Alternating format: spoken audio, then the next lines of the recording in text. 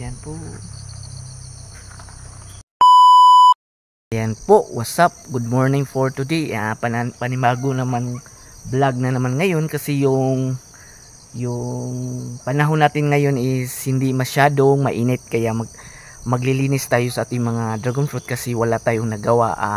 May flex ko lang yung sakit ni Agi guys dito sa aking dragon fruit. Yan po guys, so nakikita man ninyo yan is kumbaga pa is wala na po siyang hindi na po yung kumalat yung sakit niya kasi kinuha na natin yung mga sakit niya. Datong 1 week guys is yan po yung sakit niya guys, kaya yun, kaya ngayon is update ko lang sa inyo is wala na po, di ba?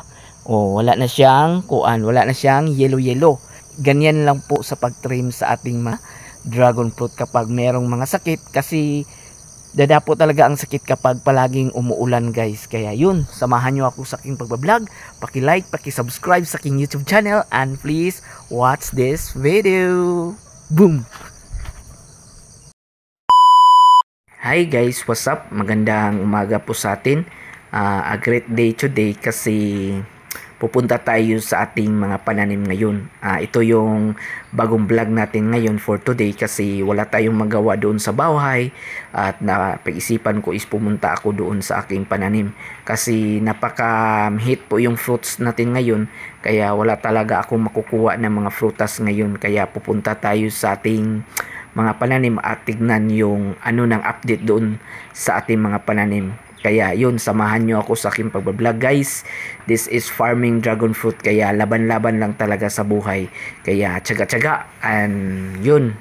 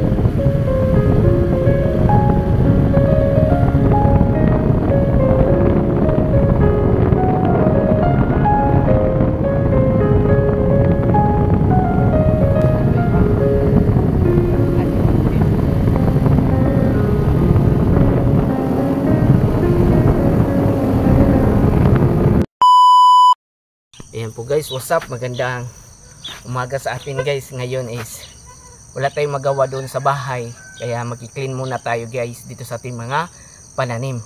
Kaya clean talaga natin kasi kumbaga pa exercise na lang po ito kasi wala tayong magawa eh. Kailangan talaga natin mag-clean. Yan po guys, nakarating na po tayo dito sa ating mga pananim. Yun po guys, pagdating pa lang natin dito is kumbaga pa inumpisahan ko na sa pagkukuha ng mga damo. Kasi ang tawag po ang kumbaga pa is marami na po siya mga sagbot, tinatawag sa Bisaya is sagbot, sa Tagalog is damo. Kailangan talaga natin kunin yan para makabuylo po yung mga pananim natin. Mas maganda kasi malinis yung pananim natin para malinis din sa mata na tignan natin yung mga pananim natin na maganda tignan kapag malinis talaga. At yung kapayas ko guys is kumbaga pa malaki na talaga, at may kumbaga pa yung isa dyan is kumbaga pa tinatry na namin na pabungahin kasi may technique talaga sa pagpabunga ng mga kapayas kumbaga pa may technique siya para mabilis siyang makaproduce ng fruits. Kaya yun, laban-laban din tayo. Yung cameraman ko is kumbaga pa automatically yan is sasabay na yan kung saan ako is sasabay yan kasi nakabili ako dyan ng gusto ko talaga makabili ng ganyan kaya para hindi na akong manawag ni Uncle o magpa-video. Kaya yun, kahit saan ako maghinlo is sumasabay yung nabili natin na tripod. Kaya yun, chillax lang po tayo. Kailangan talaga nilalaban natin guys yung mga pananim kasi dyan tayo bibigyan ng magandang bunga kapag malinis, at maganda talaga tignan sa mata kapag malinis guys. At yung mga pinya natin is malalaki na rin. Kung ding post na lang is magkakaroon na rin ito sila ng fruits. Kaya tinatsagaan talaga natin ito para makaproduce sila og bunga. Yun po guys.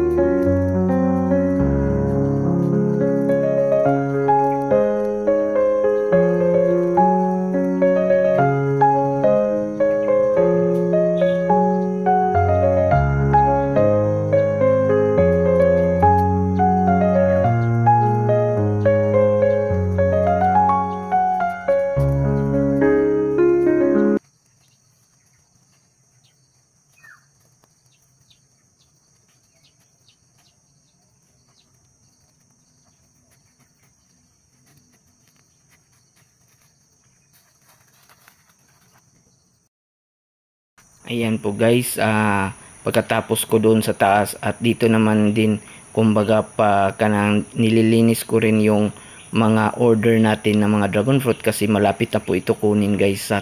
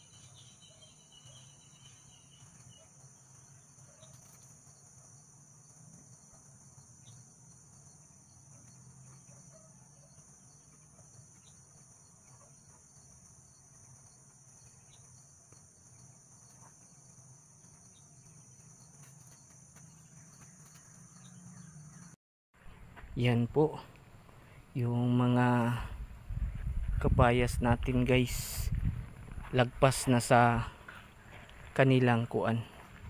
Yan po. Kailangan po natin itong kapunon para magkaroon na sila ng bunga. Ito po yung style sa para mabilis bumunga. Ito guys is nakapon na namin to ngayon lang, pero isa lang po yung nakapon namin. Try namin kung gumana ba para magkabunga na siya. Yan po guys, kaya nandito lang tayo sa ating mga kadagunan para mag exercise sa pag clean sa ating mga dragon fruit. At sa yung passion fruit natin, yun lumalaki na, kaya tsaga-tsaga lang tayo guys.